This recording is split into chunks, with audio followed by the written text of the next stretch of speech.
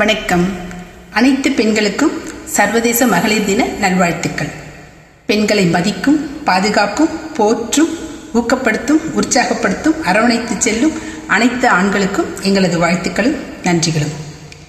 எல்லா நாளுமே பெண்கள் போற்றக்கூட வேண்டியவங்க தான், அதில் ஒரு சந்தேகமே இல்லை. அப்படி இருக்கும்போது மார்ச் 8ஆம் தேதி மட்டும் என்ன ஸ்பெஷல் அப்படின்னு பார்க்கலாமா? 20ஆம் நூற்றாண்டோட தொடக்கத்தில் பார்த்தீங்கன்னா அமெரிக்கா, ஐரோப்பா போன்ற நாடுகளில் பெண்களோட வேலை நேரம் மிகவும் அதிகமாகவும் அவங்களுக்கு கொடுக்கக்கூடிய ஊதியம் மிகவும் குறைவாகவும் இருந்தது. 1908ஆம் ஆண்டு நியூயார்க்கில் ஒரு 15,000 பெண்கள் சேர்ந்து இதற்கு எதிராக ஒரு போராட்டம் நடத்தினாங்க. அதாவது அவங்களோட வேலை நேரத்தை குறைக்கணும், அவங்களோட ஊதியத்தை அதிகப்படுத்தி கொடுக்கணும் அப்படின்னு சொல்லிட்டு. 1917ஆம் ஆண்டு ரஷ்யாவில் ஒரு புரட்சி நடந்துச்சு. அதாவது peace and bread and peace அப்படின்னு சொல்லிட்டு, அது ரொட்டிக்கும் அமைதிக்குமான ஒரு போராட்டம் அப்படின்னு சொல்லிட்டு, இது ரஷ்ய புரட்சிக்கே ஒரு காரணமாக அமைஞ்சதுன்னு கூட சொல்லலாம். அது மட்டும் இல்லாமல் பெண்களுக்கு உண்டான வாக்குரிமையும் அப்போதான் அமல்படுத்தப்பட்டதான். ஸோ அப்படி இருக்கும்போது அது மார்ச் 8ஆம் தேதி நடந்தபோது இந்த நாளை ஏன் நம்ம மகளிர் தினமாக தேர்வு செய்யக்கூடாது அப்படின்னு சொல்லிட்டு அவங்க யோசிச்சாங்க. 1975ஆம் ஆண்டு ஐக்கிய நாடுகள் சபையில தான் மார்ச் 8ஆம் தேதி சர்வதேச மகளிர் தினம், அதாவது இன்டர்நேஷனல் விமென்ஸ் டே அப்படின்னு சொல்லிட்டு அனௌன்ஸ் பண்றாங்க. அது பெண்களோட முன்னேற்றத்துக்காகவும், பெண்களோட சுயமரியாதைக்காகவும், பெண்களோட சம உரிமைக்காகவும், அவங்களோட முன்னேற்றத்துக்காகவும் பாதுகாப்புக்காகவும் சொல்லிட்டு அதோட நோக்கமா இருந்து இந்த நாள் கொண்டாட ஆரம்பிச்சாங்க. என்னை பொறுத்த வரைக்கும் மார்ச் 8 மகளிர் தினம் மட்டுமல்ல, என்னோட பிறந்த நாளும் கூட. அதுல எனக்கு டபுள் சந்தோஷம். 1974 மார்ச் 8 நான் பிறந்தேன். 1975 மார்ச் 8 அதை சர்வதேச மகளிர் தினமாக அனௌன்ஸ் பண்ணாங்க. ஒரு வருஷத்துல என்னை பற்றி அவங்களுக்கு புரிஞ்சிருச்சு போல இருக்கு. Jokes apart.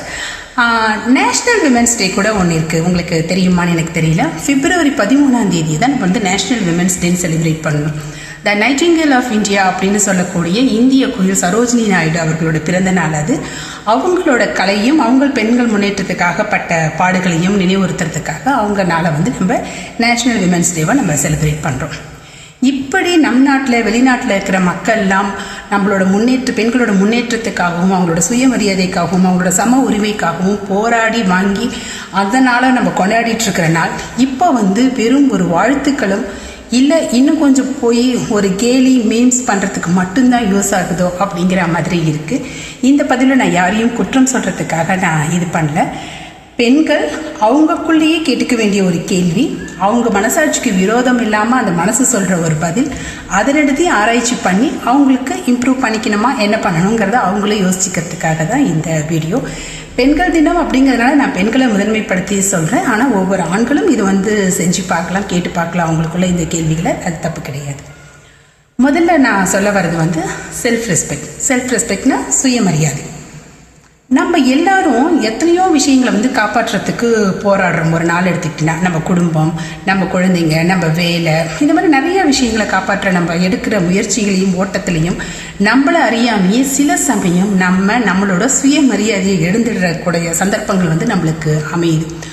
எதை வேணாலும் ஒரு மனிதன் எழுதலாம், அவனால அதை திரும்பி பெற முடியும். ஆனால் சுயமரியாதையை எழுந்துட்டு அவன் உடஞ்சி போயிடுவாங்க. அவங்களால திருப்பி மீண்டு எழுதுவதுங்கிறது ஒரு கஷ்டமாக போயிடும். சுயமரியாதைங்கிறது பெரிய அகம்பாவம் கிடையாது, அடுத்தவங்களை பற்றி தப்பாக நினைக்கிறது அப்படிங்கிற மாதிரிலாம் கிடையாது. நீங்கள் உங்களுக்கு கொடுத்துக்கிற ஒரு மதிப்பு, உங்களோட திறமைகளில் நீங்கள் வைக்கிற ஒரு மதிப்பு, உங்கள் வார்த்தைகளில் நீங்கள் வைக்கிற ஒரு மதிப்பு. உலகம் உங்களை மதிக்கணும்னா முதல்ல நீங்கள் உங்களை மதிக்க கற்றுக்கணும்.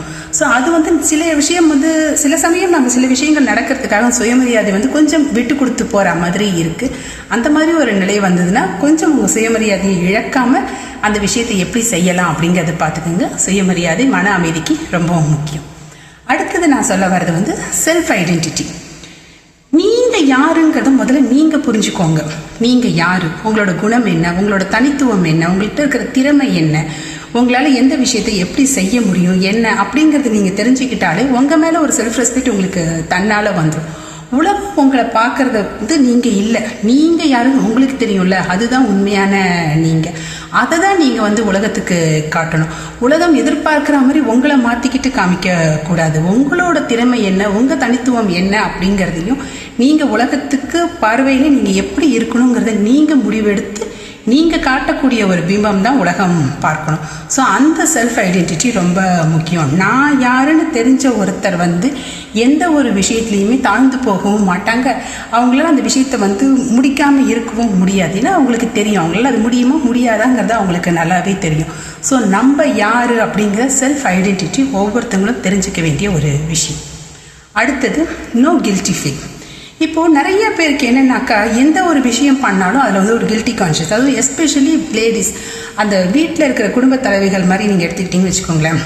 கொஞ்ச நேரம் அவங்க ரெஸ்ட் எடுத்துகிட்டு உட்காரணும், ஓய்வாக இருக்கணும் அப்படின்னு நினச்சா கூட ஐயோ நம்ம குடும்பத்தை பார்க்காம இப்படி உட்காந்துட்ருக்கோன்னு யாராவது சொல்லிடுவாங்களோ அப்படிங்கிற ஒரு பயம். கொஞ்சம் ஹாப்பியாக சந்தோஷமாக மனசை விட்டு சிரிச்சாக்கா ஐயோ நம்மளை பற்றி யாராவது தப்பாக நினச்சிடுவாங்களோ அப்படிங்கிற ஒரு பயம். ஒரு பார்லர் போய் தன்னை க்ரூம் பண்ணிக்கணும், ஒரு நல்ல ட்ரெஸ் போட்டுக்கணும்னா கூட ஐயோ அடுத்தவங்க என்ன நினைப்பாங்களோ. ஏன் யார் என்ன நினச்சா நம்மளுக்கு என்ன வேணுமோ அதை நம்ம தான் செஞ்சுக்கணும். ஒரு பொண்ணு ஹாப்பியாக இருந்தானாக்கா அவள் திமிர் பிடிச்சவளோ இதுவோ கிடையாது, அவள் மென்டலி ஹெல்த்தியாக இருக்கான்னு சொல்லிட்டு அர்த்தம். ஒரு பொண்ணு ஒரு விஷயத்துக்கு நோன்னு சொன்னானாக்கா அவள் அகம்பாவம் பிடிச்சவ, அவள் தப்பு பண்ணுறவ அப்படின்னு அர்த்தம் கிடையாது. அவளோட எல்லைகள் எதுன்னு அவளுக்கு தெரிஞ்சிருக்கு, அதை அடுத்தவங்கள தாண்ட விடாமல் அவள் காப்பாற்றுறா அப்படின்னு சொல்லிட்டு தான் அது அர்த்தம். ஸோ நீங்கள் என்ன செய்யணும்னு நினைக்கிறீங்களோ அதை நீங்கள் தைரியமாக செய்யுங்க. அடுத்து அதை கில்ட்டி கான்ஷியஸ் வேணுங்கிற அவசியமே கிடையாது. யாராவது ஏதாவது நினச்சிடுவாங்கனால உங்கள் கனவுகளை நீங்கள் தொலைச்சிக்கிட்டு இருக்க வேண்டிய அவசியம் கிடையாது. உங்கள் மனசுக்கு எது பிடிக்குதோ நீங்கள் என்ன செய்யணும்னு நினைக்கிறீங்களோ அதை தாராளமாக செய்யுங்க. கில்ட்டி ஃபீலிங் தேவையே வேண்டாம். உங்கள் வாழ்க்கை உங்களுக்கு தான் ரொம்ப முக்கியமானது. அதை எப்படி வாழணுங்கிறத நீங்கள் தான் பார்த்துக்கணும். அதனால் அடுத்தவங்களை நினச்ச ஒரு கில்ட்டி ஃபீல் அதில் எடுத்துக்காதீங்க. அடுத்தது இன்னொன்று நான் சொல்ல வேண்டியது என்னன்னு சொல்லிட்டு பார்த்தாக்கா, செகண்ட் இன்னிங்ஸ். நான் ஒரு சைக்காலஜிஸ்டாக இருக்கிறதுனால நிறைய பெண்கள் கிட்ட நான் பேசும்போது, மேடம் எனக்கு இவ்வளோ வயசாகிடுச்சு, இனிமேல் என்னால் இதெல்லாம் பண்ண முடியாது, இவ்வளோ நாள் நான் இப்படியே இருந்துட்டேன், இனிமேல் நான் இதெல்லாம் செஞ்சு நான் என்ன பண்ண போகிறேன், ஐயோ இந்த வயசுக்கு மேலே நான் இதெல்லாம் ட்ரை பண்ண முடியுமா? ஏன் அப்படியெல்லாம் கிடையவே கிடையாது. எந்த வயதுமே ஒரு தடை கிடையாது. எந்த ஒரு புதிய பாதையை நீங்கள் தேர்ந்தெடுத்து பண்ணணும்னு நினச்சிங்கன்னா கூட நீங்கள் பண்ணணும்னு ஆசைப்பட்டீங்கன்னா மட்டும் போதும். நீங்கள் அதை தன்னால் நீங்கள் பண்ணலாம். அதில் உங்களுக்கு ஏஜோ லிமிட்டேஷனோங்கிறது எதுவுமே கிடையாது. ஒரு 40-45 வயதை தாண்டிய பெண்களுக்கு தான் வாழ்க்கையில் ஒரு அழகான பீரியட் திரும்பி வரும். அதுதான் செகண்ட் இன்னிங். அந்த செகண்ட் இன்னிங்ஸை தயவு செஞ்சு தவற விட்டுடாதீங்க. அது ஆக்சுவலாக செகண்ட் இன்னிங்ஸோ இதுவோ கிடையாது. அதுதான் உங்களோட லைஃபோட ரியல் பிகினிங். இது வரைக்கும் நீங்கள் உங்கள் குடும்பம், குழந்தை, அதுக்கு உண்டான பொறுப்பு அப்படிலாம் இருந்துக்கிட்டு இப்போ தான் நீங்கள் யார், உங்களோட கனவு என்ன, உங்கள் விருப்பம் என்ன, உங்களோட நேரத்தை நீங்கள் எப்படி செலவழிக்கணும் அப்படின்லாம் நீங்கள் யோசிக்கக்கூடிய காலகட்டமே இதுதான். செகண்ட் இன்னிங்ஸ் ரொம்ப அழகானது. உங்களுக்கு மனசுக்கு பிடிச்சதை நீங்கள் பண்ணுங்கள். உங்களுக்கு பாடணும்னு நினச்சிங்கன்னா நீங்கள் பாடுங்க. இல்லை ஏதாவது ஒரு புதிய பிஸ்னஸ் ஆரம்பிக்கணும்னு நினச்சிங்கன்னா நீங்கள் பாட்டுக்கு ஒரு பிஸ்னஸ் ஆரம்பிங்க. எதை பற்றியும் யோசிக்கவே வேண்டாம். வயது இதுக்கு ஒரு தடையே கிடையாது. இன்னும் சொல்லப்போனால் இந்த வயசில் தான் உங்களுக்கு மெச்சூரிட்டி நல்லாயிருக்கும், உங்களுக்கு கிளாரிட்டி நல்லாயிருக்கும், உங்களுக்கு நல்ல ஒரு கான்ஃபிடென்ஸ் கிடைக்கும். ஏன்னா வாழ்க்கையில் நிறைய விஷயங்களை நீங்கள் பார்த்து கடந்து வந்திருப்பீங்க. அப்படின்னு இருக்கும்போது உங்கள் எல்லாத்துலேயுமே உங்கள் பார்வையில் ஒரு தெளிவும் ஒரு நிதானமும் இருக்கும். ஸோ ஒரு செகண்ட் இன்னிங்ஸ்னு வர பீரியடை லைஃப்பில் நம்ம ரொம்ப என்ஜாய் பண்ண பீரியட். நம்ம யார் நம்ம தெரிஞ்சுக்கிட்டு நம்ம உலகத்துக்கும் அதை காமிக்கிற ஒரு பீரியட். இது வரைக்கும் உங்களை ஒரு குடும்ப தலைவியாக மட்டும் பார்த்துட்டு இருந்த ஒரு குடும்பம் உங்களை வியந்து பார்க்கக்கூடிய தருணம் அது. நம்ம அம்மாவுக்கு இவ்வளோ தெரியுமா, நம்ம ஒய்ஃபுக்கு இவ்வளோ தெரியுமா, அப்போ இவ்வளோ நாள் இதை பண்ணாமல் விட்டுட்டாலே நம்ம என்கரேஜ் பண்ணியிருக்கணுமோ அப்படிங்கிற ஒரு எண்ணம் உங்கள் ஹஸ்பண்டுக்கும் வரலாம். நம்ம அம்மாவுக்கு இதெல்லாம் தெரியுமா, அப்போ நாளைக்கு நமக்கு வரப்போகிற கணவனுக்கோ மனைவிக்கோ இந்த மாதிரி ஒரு இருந்தால் நம்ம அவங்கள என்கரேஜ் பண்ணணுங்கிற எண்ணம் உங்கள் குழந்தைகளுக்கும் வரலாம். ஸோ செகண்ட் இன்னிங்ஸுங்கிறது லைஃபோட இன்னொரு பிகினிங் மாதிரி. ஸோ வாழ்க்கையில் வயது எதுக்குமே தடை கிடையாது. எப்போ எது பண்ணணும்னு நினச்சாலும் நீங்கள் பண்ணுங்கள். இந்த மகளிர் தினத்தில் நான் சொல்லிக்கிறது எல்லாமே ஒன்று தான். நீங்களாக இருங்க. உங்கள் மனசுக்கு பிடிச்சதை நீங்கள் பண்ணுங்கள். யாரை பற்றியும் பயப்படாதீங்க, உலகத்தை பற்றி யோசிக்காதீங்க. ஆனால் நீங்கள் பண்ணுற விஷயங்கள் நேர்மையாகவும் கரெக்டாகவும் இருந்ததுன்னா அதுக்கு உண்டான அங்கீகாரம் உங்களுக்கு கிடைக்கும். நம்ம பண்ணுற விஷயம் நேர்மையாக உண்மையாக அப்படிங்கிறத தெரிஞ்சுக்கிறதுக்கு ஒரு சின்ன டிப் என்னென்னா, நீங்கள் ஒரு விஷயம் பண்ணுறீங்க, யாரும் இல்லாத போது நீங்கள் பண்ணுற விஷயமா இருக்கட்டும், அந்த விஷயத்தை உங்களால் தைரியமாக உங்கள் குடும்பத்தினர்கிட்டையும் உங்கள் நண்பர்கள்கிட்டையும் பகிர முடிஞ்சதுன்னா நீங்கள் பண்ணுற விஷயம் நல்லது.